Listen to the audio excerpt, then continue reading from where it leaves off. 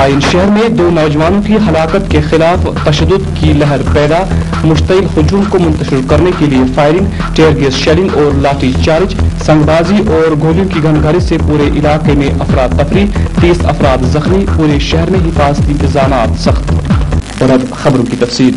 معصوم طفیل کی ہلاکت کے بعد پیدا شدہ احتجاج کی لہر میں زخمی ہو کر دم توڑنے والے رفیق احمد بنگرو کے جلوس جنازہ پر آج فورسز کی فائرنگ سے ایک اور نوجوان جاں بحق جبکہ 1 درجن کے قریب افراد زخمی ہوئے، جن میں سے 2 کی حالت ہسپتالوں میں نازک بنی ہوئی ہے۔ جس کے بعد پائن شہر میں تشدد کی لہر قابو پانے کے لیے پولیس اور فورس نے کئی مقامات پر مشتعل مظاہرین کو منتشر کرنے کے لیے ٹیئر گیس شیلنگ اور ہوائی فائرنگ کے ساتھ ساتھ غیر اعلانیہ کرفیو نافذ کر دیا۔ تاہم جھڑپوں میں 5 فورسز، 6 پولیس اہلکاروں، ذرائع ابلاغ سے وابستہ 3 نمائندوں سمیت 30 افراد زخمی ہوئے، جبکہ مشتعل مظاہرین نے فوج کی 1 ٹن گاڑی کو نظر آتش کرنے کی کوشش کی اور وانیار پولیس چوکی اور فورسز بنکر پر دھاوا بول دیا۔ CRPF کے ترجمان نے کہا کہ کافی صبر کے بعد فورس کو اپنے دفاع میں گولی چلانا پڑی کیونکہ مشتعل ہجوم بنکر کو نظر آتش کرنے کی کوشش کر رہے تھے۔ اس دوران ان ہلاکتوں کے خلاف حریت کانفرنس گاہ، حریت کانفرنس این اور لبریشن فرنٹ نے کل یعنی 21 جون کو کشمیر بند کی کال دے دی، جبکہ گیلانی کو کپوارہ میں پولیس نے گرفتار کر لیا اور کسی بھی ہنگامی صورتحال سے نمٹنے کے لیے پولیس نے الرٹ جاری کر دیا۔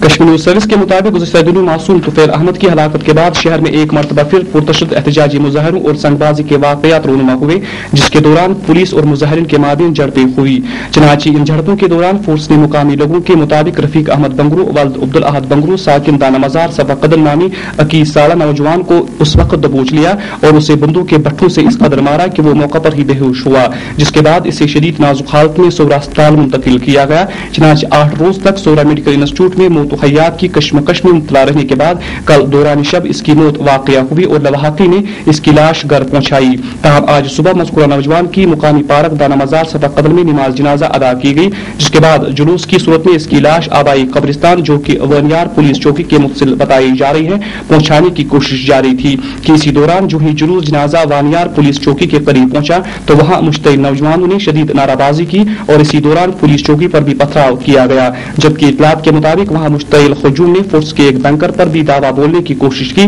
چنانچہ مشتعل ہجوم کو روکنے کے لیے جو ہی پولیس کا ایک آفیسر چوکی سے باہر آیا تو جلوس میں شامل مظاہرین مزید مشتعل ہوئے اور اس دوران وہاں پولیس اور مظاہرین کے مابین زبردست جھڑپیں شروع ہوئی۔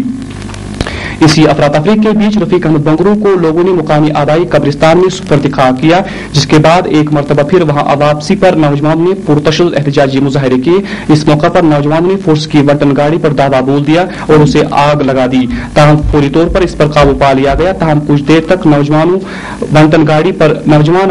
پر شدید نعرہ بازی کرتے رہے، جس کے نتیجے میں حالات وہاں قابو سے باہر ہونے لگے۔ نمائندے نے عینی شاہدین کے حوالے سے بتایا کہ اس موقع پر وہاں فورس کی جانب سے جلوس جنازہ پر گولیاں برسائی گئی، جس کے نتیجے میں جلوس میں شامل 8 افراد کو گولیاں لگی اور ان میں سے ریڈی میڈ بیگ بنانے والا 23 سالہ جاوید احمد ملا گولی لگنے کے نتیجے میں شدید زخمی ہوا اور اسے نازک حالت میں سری نگر کے صدر اسپتال پہنچایا گیا، جہاں ڈاکٹروں نے اسے مردہ قرار دیا۔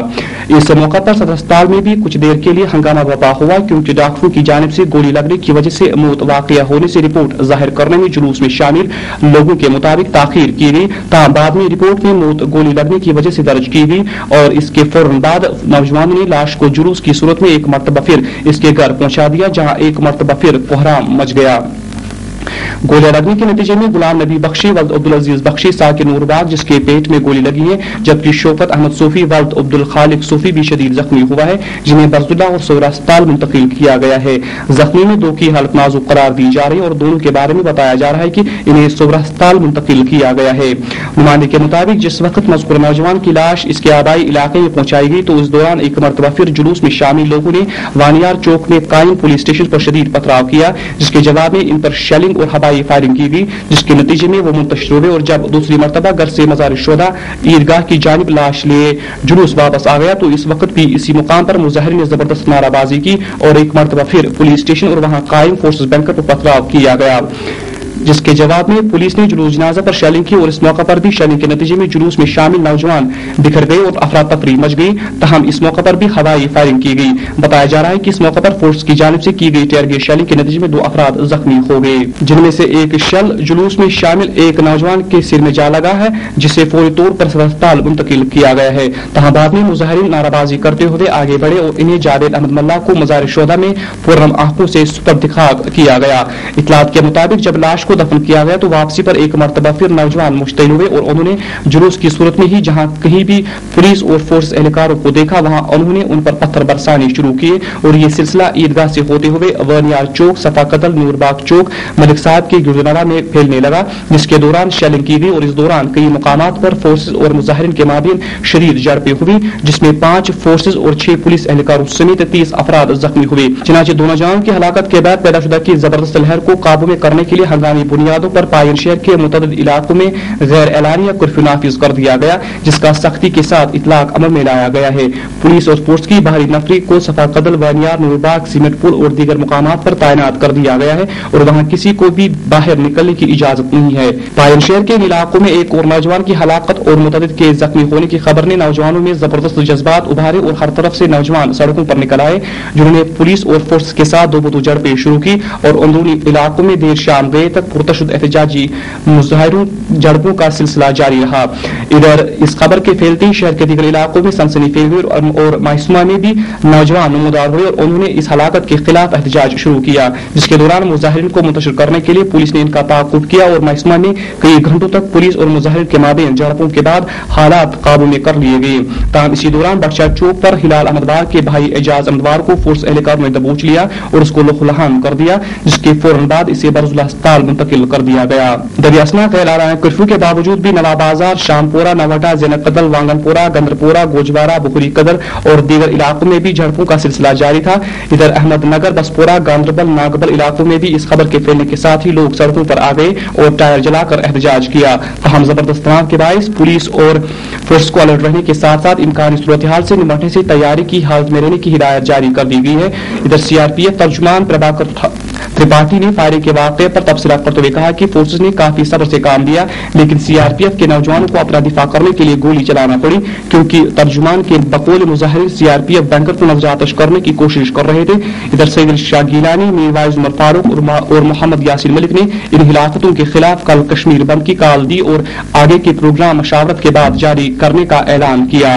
इधर सदर अस्पताल श्रीनगर के medical superintendent doctor Wasim Qureshi ने जावेद अहमद नामी नौजवान की मौत गोली लगने की वजह से बताई है। हमारे पास 5 पेशेंट आए जिनको हमारे हॉस्पिटल ने एडमिट किया। उनमें से एक पेशेंट ये है जावेद अहमद, क्या नाम, जावेद अहमद मल्ला। इनको इनिशियली यहाँ पर गोली लगी थी। डॉक्टर साहिबान का टीम यहाँ पर आया, उन्होंने इनको एग्जामिन किया।